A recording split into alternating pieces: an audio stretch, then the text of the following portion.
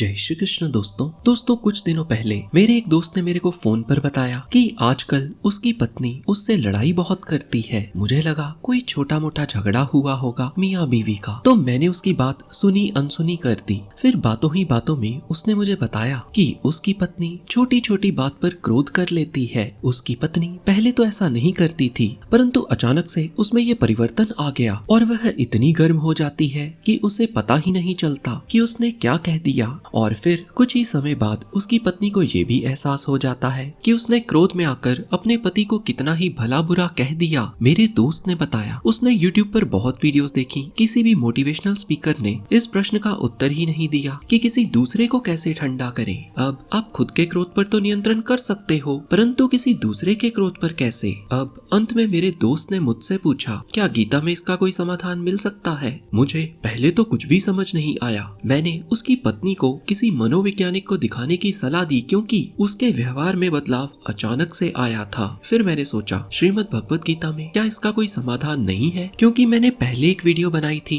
कि खुद के क्रोध को कैसे नियंत्रण करें, और वो वीडियो मेरी इस चैनल की खुद की पसंदीदा वीडियो इसलिए है क्योंकि इस वीडियो को देखने के बाद मेरे गुरुजी ने मुझे खुद फोन करके कहा था कि ये मेरी आज तक की सबसे अच्छी वीडियो है। तो मेरे दोस्त से बात होने के बाद कुछ ही मिनटों में मैंने श्रीमद् भगवत गीता को पढ़ना शुरू किया और फिर मुझे वह श्लोक मिल गया जिसमें इस प्रश्न का उत्तर छिपा था। और आपको भी मैं ये बताऊं, इससे पहले गीता जी के एक श्लोक को जानना जरूरी है। तो सबसे पहले तो उस श्लोक को एक कहानी के माध्यम से समझते हैं। सीधा आते हैं कहानी पर। एक बहुत ही बड़ी कंपनी के मालिक जो विदेश में रहते थे, कई सालों बाद भारत लौटे। उनकी भारत में ये कंपनी उनका एक मैनेजर संभाल रहा था। मालिक ने सोचा कि मेरी इस कंपनी में कितने ही लोग हैं और मैं तो इनको जानता तक नहीं, कभी किसी से मिला भी नहीं, तो क्यों ना आज कंपनी में चलकर इन सभी लोगों को अपने बारे में कुछ बताया जाए, इन सब पर रोब जमाया जाए। मालिक ने अपनी गाड़ी निकाली और ड्राइवर को बोला उसकी कंपनी में ले जाया जाए। रास्ते में तेज बारिश होने लगी, जोर जोर के बिजली भी कड़कने लगी। ड्राइवर बोला कि कहीं रुक जाते हैं, परंतु मालिक ने कहा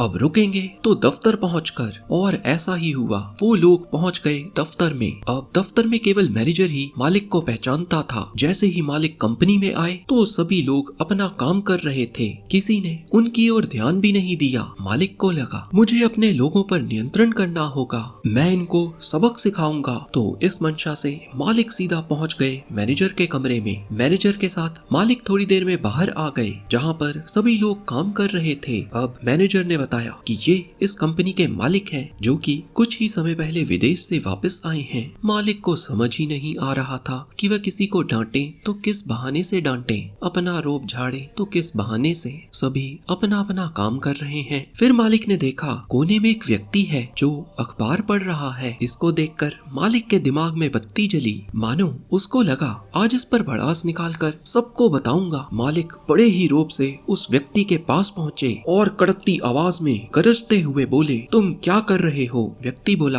अखबार पढ़ रहा हूँ। मालिक ने बड़े रूप से कहा तुम जैसे कामचोरों के कारण ही भारत जैसा महान देश तरक्की नहीं कर पा रहा। काम वाम करते नहीं, मुफ्त की तनख्वाह लेने आ जाते हो और दफ्तर के समय जहाँ एक कोने में अखबार पढ़ते रहते हो। तुम जानते हो मैं वो हूँ जो तुम्हें तनख्वाह देता हूँ। बेचारे व्यक्ति को कुछ समझ ही नहीं आया क्या बोल रहा है। तो मालिक बोला तुम्हारे जैसे व्यक्ति की कोई जरूरत नहीं मेरी इस महान कंपनी में, दफा हो जाओ इस कंपनी से। मैनेजर कुछ बोलने ही वाला था तो मालिक ने उसको भी बोला तुम चुप रहो, तुम्हारी खबर तो मैं बाद में लूंगा। मालिक बड़ा खुश, उसने मन ही मन सोचा कि आज वह मैनेजर को भी डांट कर सभी कर्मचारियों को बता देगा कि असली मालिक कौन है। तभी मालिक ने उस कर्मचारी को बोला आज से तुम्हारी नौकरी गई, अब मेरा मुंह क्या देख रहे हो, चले जाओ यहाँ से, नालायक नहीं के। मालिक को पूरी उम्मीद थी कि वह उससे क्षमा की भीख मांगेगा, परंतु उसने कहा जैसे ही बारिश रुकती है मैं यहाँ से चला जाऊंगा। मालिक को लगा ये तो घोर बेइज्जती हो गई, वो भी सबके सामने। इसको नौकरी से ज्यादा तो बारिश की परवाह है। अब इस बेचारे पर रोब ना पड़ता देख मालिक अपने मैनेजर को बोला मैनेजर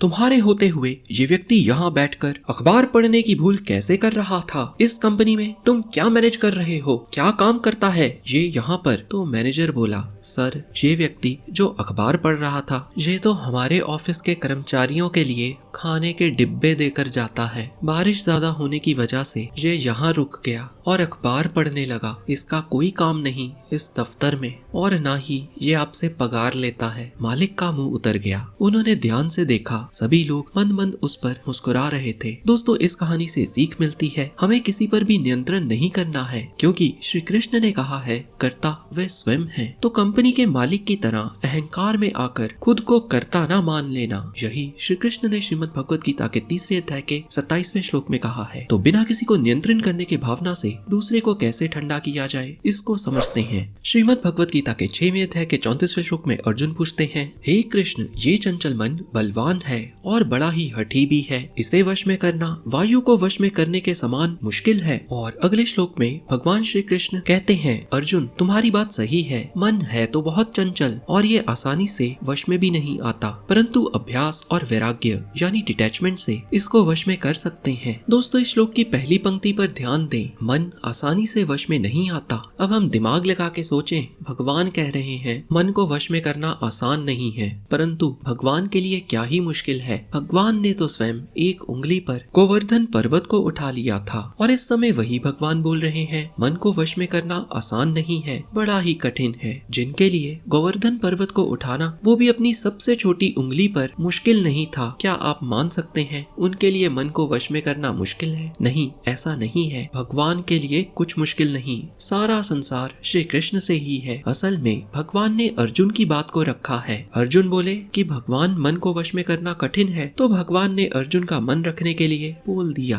अर्जुन तुम ठीक कह रहे हो, कठिन है ऐसा करना, परंतु आप लोग गलती से भी ये मत समझ लेना भगवान के लिए ये कठिन है। ये तो अर्जुन की बात रखने के लिए है। असल में अर्जुन जो है वो विषाद यानी डिप्रेशन में था, और जब एक व्यक्ति डिप्रेशन जैसे कठोर भाव व्यक्त करता है तो उससे बहस करने की बजाय भगवान ने उसकी बात को सही कह दिया और फिर उसके बाद अर्जुन को गाइड भी किया, मार्गदर्शन भी दिया, ये बताकर कि वैराग्य और अभ्यास से ये संभव है। अगर भगवान यहाँ ये कह देते, अर्जुन ये तो सरल है, अभ्यास और वैराग्य द्वारा मन को वश में कर सकते हैं, तो अर्जुन का मन और हीन भावना से भर सकता था। इसीलिए भगवान ने केवल अर्जुन को तसल्ली देने के लिए ऐसा कहा, हाँ अर्जुन कठिन है, पर अभ्यास और वैराग्य द्वारा तुम ये कर सकते हो। श्री कृष्ण ने यहाँ बड़ी अच्छी सीख दी, अर्जुन का दिल भी नहीं दुखा और उसको मार्गदर्शन भी किया। इसी प्रकार अगर कोई क्रोध जैसे वेग से गुजर रहा हो तो उससे बहस मत करो, कम से कम उस समय तो बिल्कुल नहीं, क्योंकि डिप्रेशन और क्रोध दोनों में एक्सट्रीम इमोशंस होते हैं जिसके कारण बुद्धि काम नहीं कर पाती। ध्यान दो, जरूरी नहीं क्रोधी व्यक्ति बुरा हो, कई बार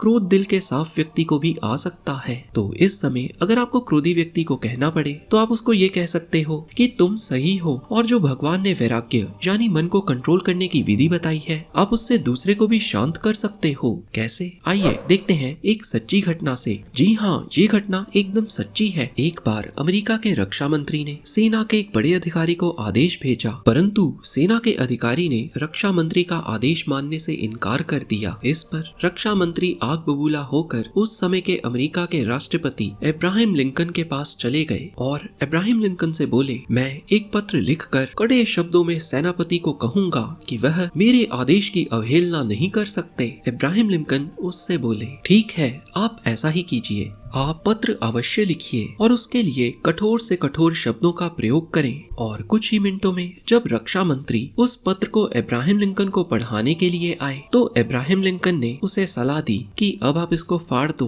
अब्राहम लिंकन ने बताया, मैं भी ऐसा ही करता हूँ, गुस्से में पत्र लिखकर उसे फाड़ देता हूँ, पोस्ट नहीं करता, दूसरे को नहीं देता। अब्राहम लिंकन ने बताया, क्रोध में एक व्यक्ति हमेशा गलत निर्णय लेता है और जब तुम ठंडे हो तभी निर्णय लो। असल में इस समय ये एक तरह का टेम्परेरी वैराग्य ही है जिसमें हम भूल जाते हैं कि हमें किस पर क्रोध करना है और सारा ध्यान पत्र लिखने में लगा देते हैं। वैराग्य का अर्थ है डिटैचमेंट। ये मन की वो अवस्था है जिसमें मन में किसी के प्रति द्वेष या राग ना हो। तो अगर कोई आपको डांटे, उसको ठंडा करने के लिए आप भी पहले उसको सही कह सकते हो। कोई बोल दे आप मूर्ख हो तो कह दो, अच्छा हो सकता है आप सही कह रहे हो, और फिर आप उसको कह सकते हो आपको जो भी शिकायत है आप लिख के दे दो, मैं सुधारने की कोशिश करूंगा। ऐसा करने से उस व्यक्ति का गुस्सा बहुत अधिक तक शांत हो जाएगा। वह अपनी सारी भड़ास लिखने में जो लगा देगा और इस तरह क्रोधी व्यक्ति आपसे एक तरह का टेम्परेरी वैराग्य उत्पन्न कर लेगा। और क्रोधी व्यक्ति से आप, श्री कृष्ण ने गीता जी के पहले अध्याय में कुछ भी नहीं कहा, क्योंकि